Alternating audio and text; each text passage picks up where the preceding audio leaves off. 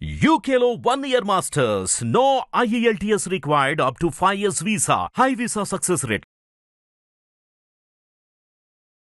సరే అమ్మా, ఇప్పుడు నీ డౌట్స్ ఏంటి? నన్నేం అడుగుదాం అనుకుంటున్నావు?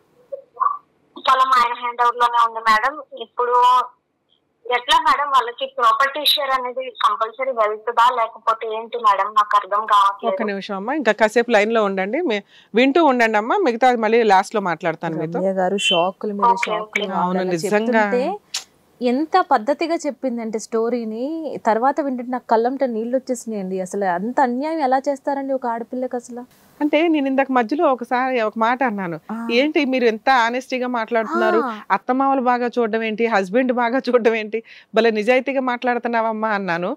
ఈవిడ నిజాయితీగానే ఉంది, ఎవరు అంతలాగా చూడాల్సిన నెసెసిటీ ఈ రోజులో లేదు. ఎంత బాగున్నా మనం ఆలోచిస్తున్నాం, వీళ్ళు ఆల్రెడీ బయట కాపురం పెట్టించడం ఇంత అద్భుతంగా ఎందుకున్నారంటే పాప అమ్మాయి నన్ను ఇట్లా మోసం చేశారండి అని ఆవిడ స్టార్ట్ చేయలే. బేసిక్కే వాళ్ళకి క్రూయాలిటీ ఉంది, భారీగా ఉంది. ఇప్పుడు ఈ అబ్బాయిని ఫస్ట్ నుంచి రెండో కొడుకు ఎందుకు నచ్చడమ్మా అంటే ఆల్రెడీ వాళ్ళందరికీ తెలుసు ఎందుకు నచ్చడు, ఎందుకు ఎంటర్టైన్ చేయరో తెలుసు. అయినా ఆస్తిలో వాటా ఇచ్చారంటే కొంచెం అదొక్కటి అమ్మాయి పోనీలే, మానవత్వం ఎక్కడో మూల బతుకుందిరా బాబు అని మనం అనుకోవడం కింద లెక్క. ఎందుకంటే కొడుక్కి ఆల్రెడీ 2021కి వచ్చాడు. మేబీ ఆ అబ్బాయి రియలైజ్ అయ్యి ఉంటాడు, 8 years ఈ అమ్మాయి ఫిజికల్గా భార్యగా అన్ని రెస్పాన్సిబిలిటీస్ చేసింది, వీళ్ళు ఎప్పుడైనా ఈ అమ్మాయిని రోడ్డు మీద పడేస్తారు, నాకు ఏదన్నా అయితే కనీసం నేను ఆస్తి అన్నా తెప్పించుకుంటే, నన్ను తిట్టుకుంటే తిట్టుకునింది కానీ ఆవిడకి తిండి పెట్టడానికైతే ఆస్తి ఉంటుంది కదా అన్న ఒక్క, నాకు తెలిసి ఇదొక్కటే ఏదన్నా మనం హ్యూమనిటికల్గా ఆలోచిస్తే కనిపిస్తున్నది.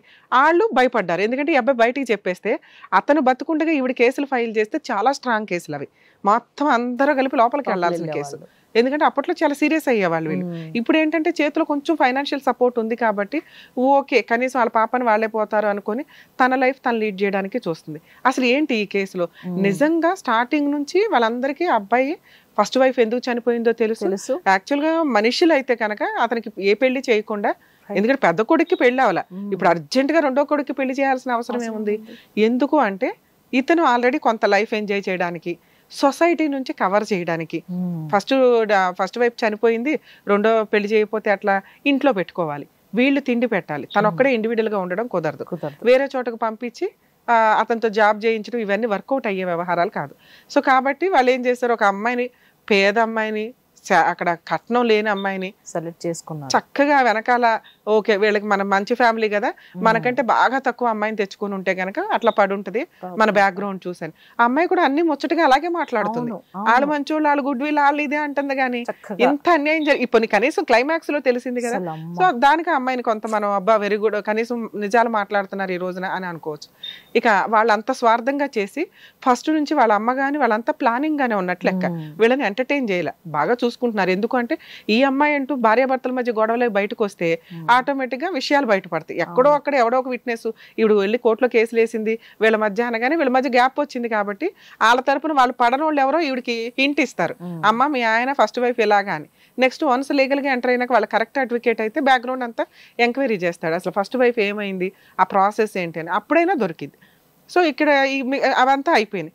2021లో ఆస్తి పంపకాలు ఎందుకు జరిగినాయి అంటే ఆ అబ్బాయి ఏమన్నా రియలైజ్ అయ్యి తినని ఎందుకు రోడ్డు మీద పడేయడం, ఆ పాపం నేను ఎందుకు మూట కట్టుకోవాలి అన్న ఉద్దేశంతో ఆస్తి పంపకం చేసుకున్నాడు. మేబీ అప్పుడు వాళ్ళు చేయాల్సిన పని 3 భాగాలు చేయాలి. ఎప్పుడు కూడా ఇది వారసత్వపు ఆస్తి, కొడుకులు ఇద్దరే పని చేసుకుంటామంటే కుదరదు, కూతుర్లు ఉంటే కూతుర్లు కూడా పంచుకోవాలి ఒక రకంగా. కానీ వాళ్ళ అమ్మకి ఇల్లు ఇచ్చారు, ఆ ఇల్లు ఆటోమేటిక్గా పెద్ద కొడుకే తీసుకుంటాడు. రెండో విషయానికి వచ్చేసరికి కొడుకులు ఇద్దరు సమానంగా పంచుకున్నారు. కొడుకులు పనిచేసుకున్న ఆస్తి అతని భార్యకి మాత్రం చెందుతుంది. ఎప్పుడు కొడుకు పేరు మీద ఆవిడకి ఆస్తి పంపకాలు ఈక్వల్ గా జరిగితే,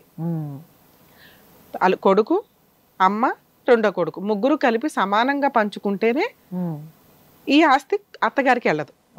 ఏది కొడుకు చనిపోయాడు, కొడుకు చనిపోయిన తర్వాత ఆస్తి ఆటోమేటిక్ గా అమ్మాయిది, ఆ అమ్మాయి పిల్లలది.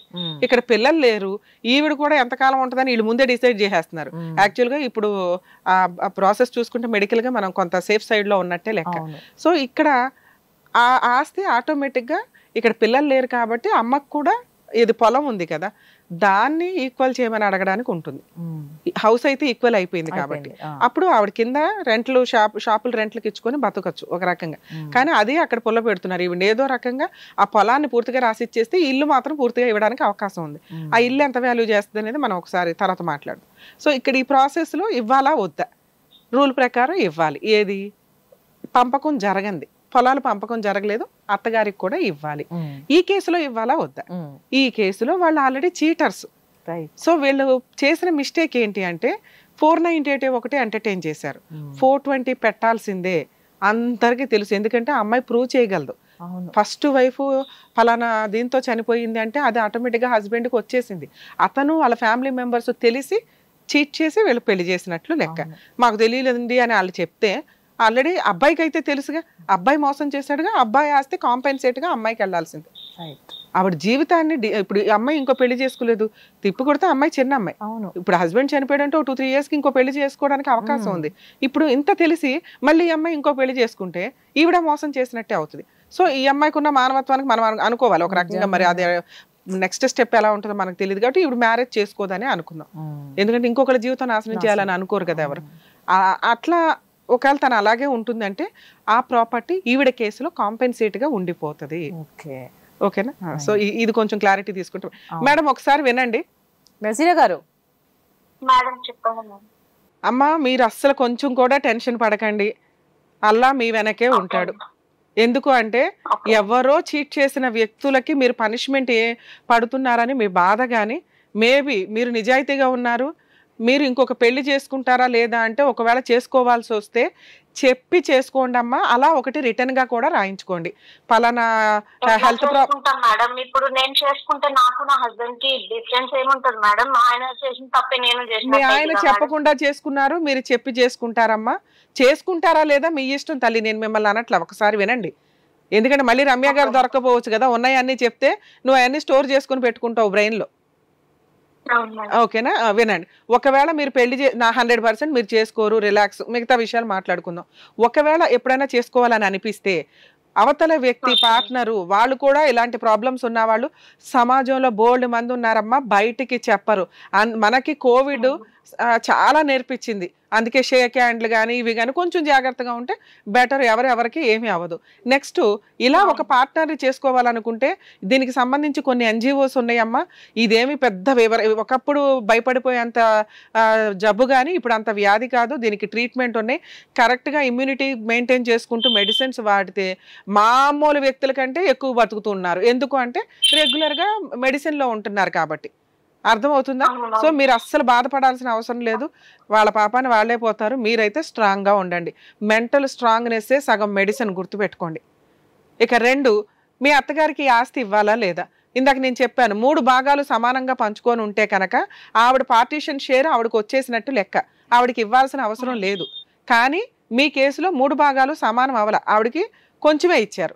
మిగతాది రూల్ ప్రకారం ఇవ్వాలి. ఆవిడ కోర్టుకి వెళ్ళి 10-15 ఏళ్ళు ఫైట్ చేసినాక ఈ లోపు ఆవిడ ఉంటే ఓకే, ఉండకపోతే మళ్ళీ అది మీకే వచ్చేస్తుంది. ఎందుకంటే మీ ఆయనకి సంబంధించిన ఆస్తి సగం భార్య పిల్లలు అందరూ సమానంగా పంచుకోవాలి. తల్లిదండ్రులు భార్య పిల్లలు సమానంగా పంచుకోవాల్సి ఉంటుంది.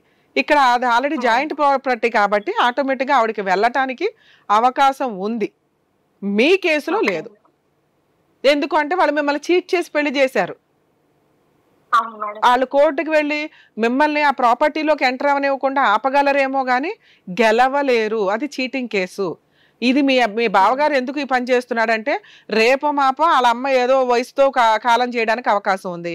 మీరా ఎంతకాలం ఉంటారు? వెనకాల బ్యాక్గ్రౌండ్ పిల్లలు లేరు కదా, వారసులు లేరు కదా, ఇది మా వారసత్వపు ఆస్తే కదా, మేమే కొట్టేయాలి.